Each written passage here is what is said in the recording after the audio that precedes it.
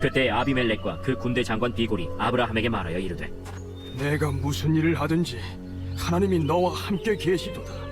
그런즉 너는 나와 내 아들과 내 손자에게 거짓되이 행하지 아니하기를 이제 여기서 하나님을 가리켜 내게 맹세하라. 내가 내게 후대한 대로 너도 나와 내가 머무는 이 땅에 행할 것이니라. 내가 맹세하리라. 아비멜렉의 종들이 아브라함의 우물을 빼앗은 일에 관하여 아브라함이 아비멜렉을 책망하매 누가 그리하였는지 내가 알지 못하노라. 너도 내게 알리지 아니하였고 나도 듣지 못하였더니 오늘에야 들었노라. 아브라함이 양과 소를 가져다가 아비멜렉에게 주고 두 사람이 서로 언약을 세우니라. 아브라함이 7 암양 새끼를 따로 놓으니 아비멜렉이 아브라함에게 이르되 이 7 암양 새끼를 따로 놓으면 어찌미냐? 너는 내 손에서 이 암양 새끼 7을 받아 내가 이 우물 판 증거를 삼으라. 두 사람이 거기서 서로 맹세하였으므로 그곳을 브엘세바라 이름하였더라. 그들이 브엘세바에서 언약을 세우매 아비멜렉과 그 군대 장관 비골은 떠나 블레셋 사람의 땅으로 들어갔고 아브라함은 브엘세바에 에셀나무를 심고 거기서 영원하신 여호와의 이름을 불렀으며 그가 블레셋 사람의 땅에서 여러 날을 지냈더라.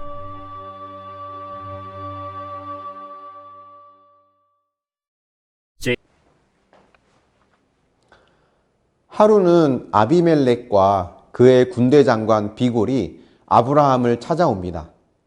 사실 아브라함과 아비멜렉은 껄끄러운 관계였는데요. 아브라함이 아내를 누이라고 속이면서 아비멜렉은 본의 아니게 남의 아내를 빼앗는 자가 될 뻔했습니다. 창세기 20장을 보면 하나님께서 개입하시면서 다행히 아브라함의 아내 사라는 아브라함에게 돌아갔지만 이 일로 인해서 아비멜렉 집안의 모든 여인들의 태가 다치고 아비멜렉과 그에게 속한 모든 자가 죽을 뻔하였다는 것을 우리는 볼 수 있습니다.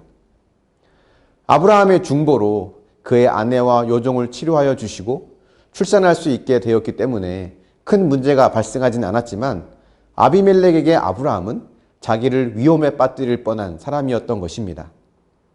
그런데 그 아비멜렉이 아브라함을 찾아와서는 내가 무슨 일을 하든지 하나님이 너와 함께 계시도다 라고 고백을 합니다.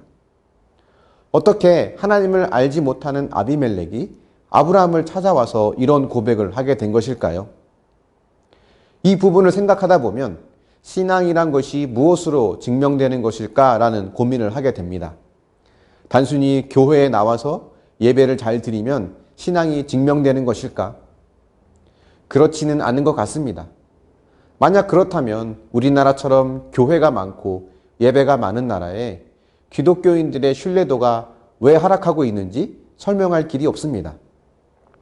아비멜렉이 한 이 고백을 오늘날 하나님을 모르는 많은 사람들이 우리에게 한다면 얼마나 좋을까요? 믿음이 있다는 것을 증명할 수 있는 것은 종교적 행위가 많으냐 적으냐로 되어지는 것이 아닙니다. 내 삶을 통해 사람들이 하나님을 생각하고 하나님을 의식하게 되느냐에 따라 달린 것이죠. 성경에 나온 요셉을 생각해 보십시오. 요셉은 바로왕의 경호대장이었던 보디발의 집에서 종으로 있었습니다. 그 요셉을 보며 보디발은 여호와께서 그와 함께 계시고 그를 형통하게 하신다라고 생각을 했습니다. 하나님을 믿지 않는 보디발이 어떻게 하나님을 인식하게 되었을까요? 그것은 요셉에게 무언가 특별한 것이 있기 때문이죠. 요셉과 아브라함이 갖고 있던 특별한 것, 그것은 무엇일까요? 그것은 말과 행동, 태도와 삶이 자기 중심적이지 않고 하나님 중심이었다는 것을 말합니다.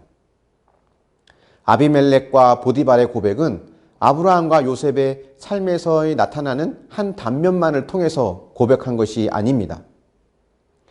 그들의 모든 삶을 통해 나온 것이죠. 세상과 다른 구별된 삶의 태도는 일부러 소문을 내지 않아도 알게 모르게 드러나게 되어 있습니다.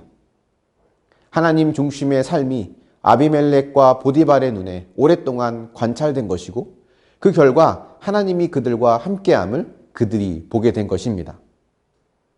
아브라함은 이전엔 아비멜렉의 눈치를 보며 아내를 누이라고 속였지만 이제는 오히려 아비멜렉을 책망하는 모습을 보여줍니다. 그리고 주도적인 모습으로 아비멜렉과 새 언약을 맺습니다.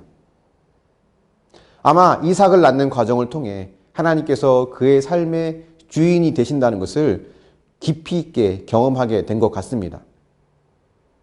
우리는 내가 얼마나 심각한 죄인이며 자격 없는 자인지를 알고 하나님께서 나를 얼마나 사랑하고 계신지를 아는 것을 통해 담대함과 겸손함을 동시에 갖출 수 있게 됩니다. 예수님이 바로 그러지 않으셨습니까? 종교 지도자들에게는 강한 책망을, 약한 자들에게는 사랑을 베푸시는 모습이 바로 그와 같은 모습입니다. 우리 삶의 자존감, 정체성의 근거를 나 자신에게 둔다면 또는 다른 사람의 평가에 둔다면 우리는 늘 불안할 수밖에 없습니다. 하지만 그 모든 것을 하나님께 근거로 한다면 우리는 당당하면서도 겸손함을 갖출 수 있는 것입니다. 무엇을 여러분의 자존감과 정체성의 근거로 삼고 있습니까? 많은 재산, 자녀들의 성공? 이제는 더 이상 그런 것이 아닌 하나님의 절대적인 사랑이 우리의 존재의 이유가 될 수 있기를 바랍니다. 저도 내가 얼마나 잘하고 있는지, 얼마나 많은 사람이 나를 인정해 주는지에 따라서 저의 가치가 올라가거나 내려간다고 생각할 때가 많았습니다. 하지만 그런 것이 나의 존재를 증명하는 것이 아니라 변함없이 나를 사랑하시는 하나님의 절대적인 사랑이 나를 존재하게 한다는 것을 기억하면서 이젠 더 이상 세상의 것, 사람들의 평가, 나의 감정이 아닌 하나님의 말씀과 사랑이 나를 존재하게 한다는 것을 고백하게 됩니다. 그런 믿음을 통해 저와 여러분 모두가 강한 자에겐 담대하고 약한 자에게 겸손한 예수님을 닮아갈 수 있기를 소원합니다. 묵상해 보십시오. 하나님과 함께하고 있다는 말을 이웃이나 다른 비신자들로부터 듣고 있습니까? 나의 자존감과 정체성의 근거를 무엇에 두고 있습니까? 성공입니까? 사람들의 인정입니까? 아니면 하나님의 변함없는 사랑입니까? 기도하겠습니다.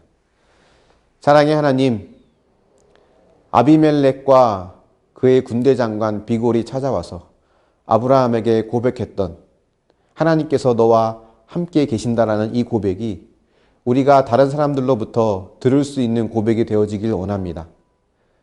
세상의 방식대로 이기적이며 자기 중심적인 삶을 살기를 거부하고 하나님 중심적으로 이웃을 사랑하며 하나님 말씀대로 살아가는 이 모습이 그들에게 관찰되어지고 보여져서 많은 사람들이 우리를 통해 하나님을 보고 하나님을 생각하고 인식할 수 있도록 우리를 사랑하시고 인도하여 주시길 원합니다. 강한 자에게 담대하고 약한 자에게 사랑을 베푸시는 예수님의 그 모습이 우리 안에 있길 원합니다.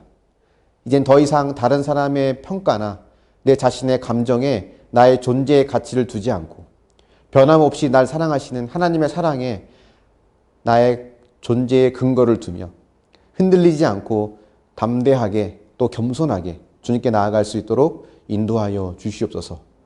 감사드리며 예수님의 이름으로 기도합니다. 아멘.